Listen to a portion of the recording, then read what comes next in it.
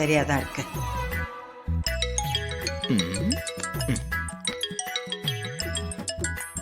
அட பாட்டி, சொல்லுங்க பாட்டி. மயிலு, எப்படியா இருக்கிற? நல்லா இருக்கேன் பாட்டி. ஆ, அங்க என் பேரன் பேத்தி எப்படி இருக்காங்க? அவங்களுக்கு என்ன பாட்டி, சூப்பரா இருக்காங்க. அப்படின்னு சொல்லுவேன்னு பாத்தீங்களா? ஆ? இல்லவே இல்ல. நம்ம கார்த்தி ரொம்ப அப்செட்டான மனநிலைமையில தான் இருக்காரு. ரேவதி கடும் கோவத்துல இருக்கா. என்னையா சொல்ற? பின்ன விருப்பமே இல்லாம கல்யாணம் பண்ணி வச்சா சந்தோஷமாவா இருப்பாங்க? பாட்டி, சொல்ல மறந்துட்டேனே, கொஞ்ச நேரத்துக்கு முன்னாடி உங்க பொண்ணு இங்க வந்து பொண்ணு மாப்பிளைய ஆசீர்வாதம் பண்ணிட்டு போனாங்க. என்னையா சொல்ற? ஏன் மக அபிராமி அங்க வந்துட்டு போனாளா? உன் அத்தைக்காரி சாமுண்டீஸ்வரி இருக்கும்போது எப்படியா? ஆக்சுவலி போன் பண்ணி வர வச்சதே அத்தை தான். பொண்ணு மாப்பிளைய ஆசீர்வாதம் பண்றதுக்காக வர சொன்னாங்க. அவங்களும் வர்றன்னு ஒத்துக்கிட்டாங்க. ஆனா அவங்க வர்றதுக்கு முன்னாடி அத்தை அவசர வேலையா வெளியே போயிட்டாங்க. அந்த கேப்ல உங்க பொண்ணு வந்துட்டு போயிட்டாங்க.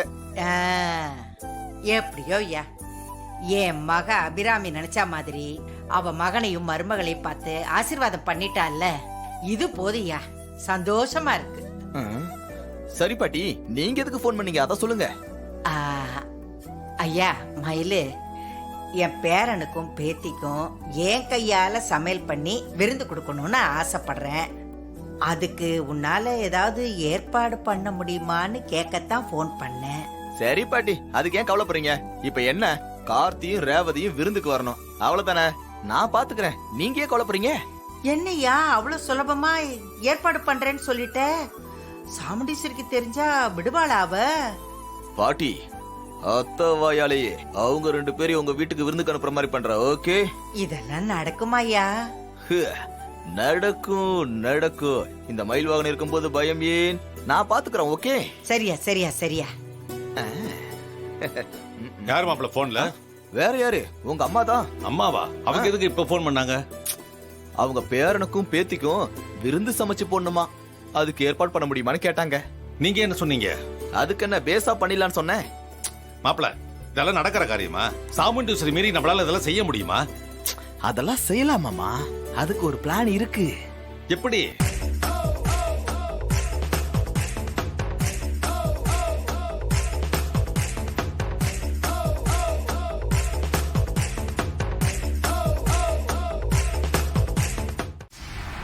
அது எப்படி ஒத்துக்க முடியுமாமா? முடியவே முடியாது. அதெல்லாம் முடியும் மாப்பிள்ள.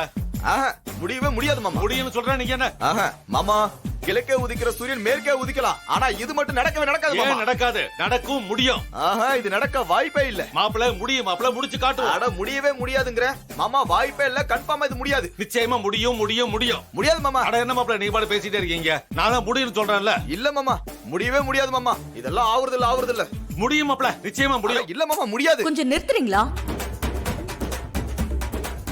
என்ன முடியுங்கிறீங்க, என்ன முடியாதுன்றீங்க? அத்த, நம்ம ராஜா எவ்வளவு நேர்மையான கம்பீரமான ஆளு. அதுக்கு என்ன இப்போ? இவர அந்த கிழவி, அதாவது இவரது தாய் அவமானப்படுத்துகிறாள். என்ன சொல்றீங்க மாப்ள? அந்த கிழவி என்ன சொல்லுச்சுன்னு தெரியுமா அத்த? சொல்லுங்க.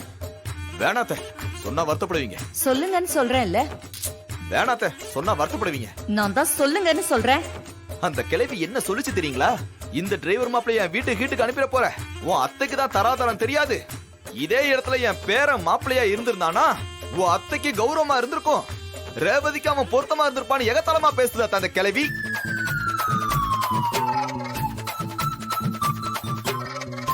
நீங்களே சொல்லுங்க, எங்க அம்மா சொன்னதுல என்ன தப்பு இருக்கு? என் தங்கச்சி பையனுக்கு ரேவதியை கல்யாணம் பண்ணி வச்சிருந்தா அது நல்லா தானே இருந்திருக்கும். என்ன புதுசா தங்கச்சி பையன் எல்லாம் சொல்றீங்க? பாசம் புதுசா பொத்துக்கிட்டு வருதோ? அதானே அத்த, அந்த கிழவிய சும்மா விடக்கூடாது அத்த. எதுக்குன்னு நம்ம ராஜாவையும் ரேவதியும் அந்த கிழவி வீட்டுக்கு விருந்துக்கு அனுப்புறோம். அப்பதான் அந்த கிழவிய பழி வாங்கின மாதிரி இருக்கும். அத்த, இந்த மேட்டர் சாதாரணமா விடக்கூடாது அத்த. நம்ம கௌரவ பிரச்சனை, அதுவும் உங்களை அவமானப்படுத்துற மாதிரியான மேட்டர் இது. இதுக்கு நீங்களே ஒத்துக்கிட்டால் நான் ஒத்துக்க மாட்டேன்.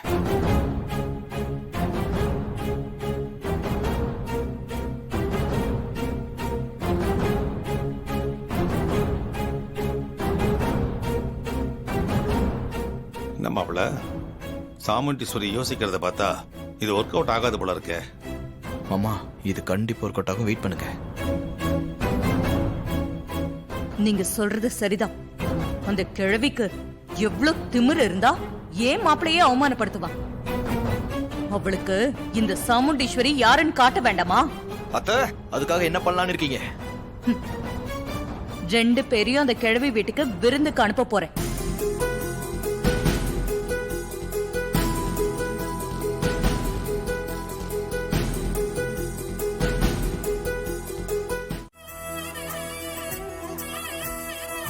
என்ன ஆசீர்வாதம் பண்ணுங்க பாட்டி. இருத்தா, ஒத்தையில விழுந்தா எப்படி? ஜோடியா விழுங்க.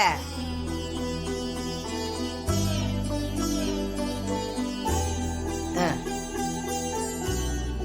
நல்லா இருங்க அத்தை, நல்லா இருங்க. எந்த குறையும் இல்லாம எப்பவும் நீங்க இதே மாதிரி ஒத்துமையா இருக்கணும். என் அப்பா முருகனே உங்க வயித்துல குழந்தையா பிறக்கணும். நல்லா இருங்க. பாட்டி, நான் ஆசைப்பட்டபடி என் கல்யாணம் நடந்து இங்க சந்தோஷமா வந்து விருந்து சாப்பிடணும்னு நினைச்சேன். ஆனா இப்ப எல்லாமே தலைகீழா மாறி போயிடுச்சு. ஏத்த அப்படி சொல்ற? என் பேரனை தானே கல்யாணம் பண்ணிருக்க, தாராளமா விருந்து சாப்பிடலையா?